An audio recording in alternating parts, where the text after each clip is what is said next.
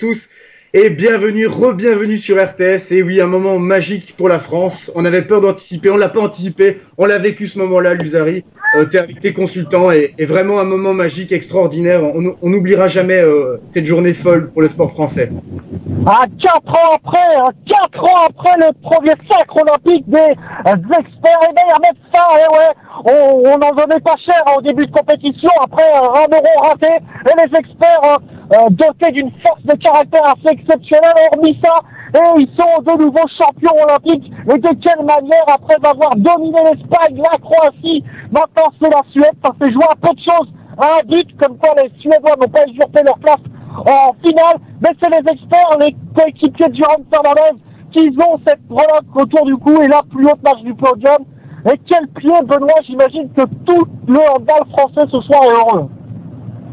Ah oui, c'est sûr, hein, ça a été une finale très très frustrante parce que on l'a dominé de bout en bout, mais sans jamais vraiment créer l'écart. Donc c'était voilà très très stressant pendant la totalité de ce match, mais avec une délivrance énorme. Et ce résultat et ce doublé après 4 ans après, c'est vraiment extraordinaire pour l'équipe de France et pour le hand en général. Ah ouais, exactement, Benoît. Et justement, avant de parler un peu de ce match-là, un petit message quand même, et je laisse la parole à Stan là, qui doit faire des excuses en direct de ne pas avoir cru à nos experts. Ouais, non, mais à culpa à tous, à toutes, je m'excuse, mais beaucoup ont dit le contraire et le pensaient. J'ai peut-être, dit ce que je pensais, mais voilà, non, tant mieux qu'on me fasse mentir, je préfère passer pour un con là et qu'ils aient remporté ces Jeux Olympiques. Donc, mais à culpa à tous. Ouais, ça va faire plaisir à Sabine et Muriel, que je salue, qui font un boulot extraordinaire sur la page Facebook de Handball, donc un petit coucou au passage. Alors messieurs, cette finale, ça fait jouer à peu de choses, comme tu l'as dit Benoît, on a pris l'avantage assez rapidement jusqu'à mener 3-4 buts d'écart, mais les Suédois n'ont rien du tout lâché. C'est une jeune équipe et une équipe qui sera sûrement difficile à battre au prochain mondial, Benoît. Oui, certainement, mais j'ai trouvé vraiment que, je sais pas si c'était l'enjeu ou la fatigue, mais on a vraiment déjoué en première mi-temps. On a été s'empaler et porter énormément la balle face à cette défense suédoise qu'on connaissait très très rugueuse. Et on a été vraiment en difficulté. Malgré tout, on reste quand même à 2 buts d'avance parce que de l'autre côté, la défense était aussi de très bonne qualité du côté français. Mais je les ai trouvés un petit peu empruntés en première mi-temps. En deuxième mi-temps, il y a eu beaucoup de mieux, il y a eu beaucoup plus de mouvements. On a trouvé Daniel Narcisse qui était capable de tirer de loin et qui a été vraiment décisif. Et après, encore un manque d'efficacité pour tuer le match parce qu'on a eu plusieurs balles pour vraiment les enterrer et on n'a pas réussi à le faire. Et du coup, ils ont cru jusqu'au bout, ils ont crânement défendu leur chance. Et on gagne avec la plus petite des plus petits des écarts, donc c'est bien aussi parce que il y a eu vraiment une tension pendant tout ce match et un suspense énorme, donc c'était bien aussi pour le téléspectateur lambda qui a vu un match de grande intensité. Ouais, et puis on va montrer aussi de notre boss qui suit ça un peu avec un œil plutôt neutre peut-être plus. Ouais, tout à fait, mais moi, même si j'étais neutre, j'ai vraiment vibré. C'était une finale mais franchement extraordinaire. Moi, je voudrais féliciter mais vraiment aussi les perdants du jour, les Suédois qui ont...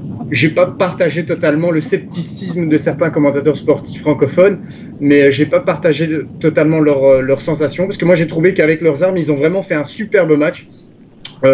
Bon, c'est vrai qu'il y avait de la nervosité. Benoît l'a très justement dit, on avait toujours le sentiment de passer d'une émotion à l'autre, c'est-à-dire à un moment donné, on disait bon, ils vont se mettre à l'abri, puis non, on se refaisait peur. Et c'est vrai, beaucoup de déchets au niveau du jeu offensif. Benoît, il l'a évidemment très facilement remarqué. Ça s'est un petit peu apaisé dans le second mi-temps, dans le second acte. Et par contre, ce qui n'a pas changé, et Benoît l'a dit, c'était une défense inébranlable. Et à un moment donné, ça a aussi joué sur la confiance des Suédois. Et d'ailleurs, l'entraîneur des experts leur rappelait à chaque temps mort et leur disait ça fait du mal. Et il avait raison parce que ça se ressentait. Heureusement que la défense était présente en première mi-temps parce que sincèrement, je pense que c'est les Suédois qui auraient pu basculer en tête. Et à ce moment-là, au niveau du stress, au niveau du suspense, on ne sait pas du tout ce qui aurait pu se passer. En tout cas, c'était magnifique. Et je dirais que le suspense a rendu cette finale d'autant plus belle, et même un spectateur neutre, puisque je n'étais pas concerné directement, étant donné que je ne suis pas de nationalité ni suédoise ni française, a vécu un super moment de sport. Ça dépasse le cadre du handball. Moi, j'ai trouvé cette finale absolument magique, et je voudrais féliciter les deux équipes et les deux nations aussi.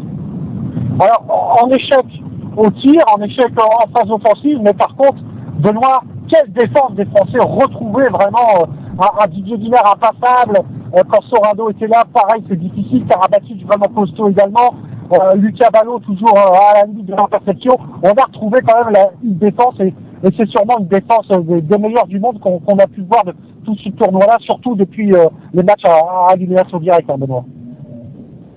Je vais mettre un petit bémol parce que j'ai un œil un peu plus avisé, et avec tout le respect que je dois à Didier Dinard, je l'ai encore trouvé dans ses actions des fois défensives prendre des initiatives un peu trop importantes, et je préfère plus quand il est dans son rôle de fermeture et de couverture sur le pivot que quand il sort des 9 mètres et qu'il va tenter des interceptions. C'est pas du tout son rôle, et on l'a vu encore des fois en difficulté dans ce registre-là. Malgré tout, comme tu le dis, il est très très bien entouré maintenant, et des joueurs comme Sorando, Didier Dinard, même Xavier Baraché, même Guillaume Gilles quand il est rentré, sont de classe internationale et défensivement sont de plus en plus efficaces avec ce nouveau mode de défense. Donc il y a eu vraiment de très très belles choses et une grosse solidarité, puisque quand il y en avait un qui était passé, il y avait une fermeture de son partenaire, voire une interception des ailiers qui venaient aussi essayer de ramener toute cette attaque au centre pour que ce soit des tirs plus faciles pour tirer au meilleur. Donc je salue surtout le changement de défense qui a été opéré après la dernière compétition internationale, ce retour à cette 6-0 qui a montré une efficacité vraiment retrouvée tant pour le défenseur que pour le gardien de but. Donc je voulais mettre l'accent sur ça, sur le fait que la France a su et l'encadrement français a su se remettre en question autour d'un projet commun, et donc d'être revenu à une défense peut-être un peu plus groupée et un peu moins individualiste qui était la défense des années précédentes, même si elle marchait très bien, mais là elle était un petit peu à court, et du coup voilà, cette remise en question collective a permis aussi à la France de jouer différemment et de tirer aussi toute l'efficacité par rapport dans ce registre défensif. On a vu également, et ça c'est les deux derniers minutes du match, avec les 2 minutes de Karabatic qui aurait pu nous coûter cher. Derrière, il y a une semi-interception d'Acambré qui on va dire, investige l'arbitre, qui se remplace pas derrière, on se prend le but. Et puis il y a Lucas Ballot qui nous sort encore un but assez extraordinaire, dont lui seul a le secret. Celui-là, j'imagine que c'est le but qui nous délivre un stade, parce qu'on a vu vraiment que si derrière il prend un risque quand même à frapper, c'était pas du tout un but tout fait. Si derrière Lucas Ballot le loup, il y a possession de balle pour les Suédois, et là ça peut nous emmener aux prolongations. Chapeau lutte quand même de ce but-là, de ce stade. Chapeau Titio Meyer, comme d'habitude, moi c'est la personne qui se détache le plus de ce match. Donc un grand merci à Thierry Meyer. Comme quoi les super-héros existent, hein, Spider-Man existe, c'est Thierry Meyer, donc je suis très content. Benoît, qu'est-ce que t'en dis toi Karabatic fait une petite erreur là de se faire 2 minutes juste avant la fin du match? C'est pas une erreur, c'est pas vraiment il est un peu en retard, et c'est vrai qu'avec la fatigue et l'émotion, on sent qu'il est un petit peu en retard, et du coup il pousse avec les bras, donc 2 minutes normales. J'étais plus un peu désabusé par rapport à la réaction de Xavier Baraché qui s'en prend aux arbitres, alors que le jeu continue et qu'on prend un penalty qui peut être vraiment préjudiciable. Et la dernière action, je suis debout dans mon salon en train de dire mais pause ce temps mort parce que là il trouvait pas de solution et il y a un coup de génie de Lucas Ballot qui tourne en notre faveur, mais que d'éléments favorables, donc tant mieux. Mais c'est vrai que voilà, tout s'est bien fini, mais c'était très très stressant parce que je pensais qu'Onesta allait prendre le temps mort un petit peu plus tôt pour organiser une dernière attaque un peu plus je dirais en confiance, et là malgré tout Ballot nous fait encore un geste exceptionnel qu'il réussit, donc tant mieux pour nous. Et c'est vrai que c'était encore voilà, très stressant pour cette fin de match. Ouais, très stressant. Ouais, très stressant, et on aurait peut-être pu croire Benoît qu'on serait sorti plus facilement de cette équipe suédoise qui a bien joué crânement sa chance avec sûrement le meilleur arrière du monde en la présence d'Andersen, qui est un joueur assez exceptionnel. Alors si tu peux nous en dire un peu plus sur cette arrière. Non, mais c'est vrai que c'est un joueur contre qui j'avais joué il y a déjà un certain nombre d'années quand il était à Sävehof dans son club suédois où il a été formé. C'est un club qui trouve régulièrement la Ligue des Champions, mais qui est tout le temps un formateur de très grands joueurs. Et justement, il y avait à l'époque, il y avait lui à droite, et il y avait Lachom, l'arrière gauche, qui a été très bon aussi ce soir.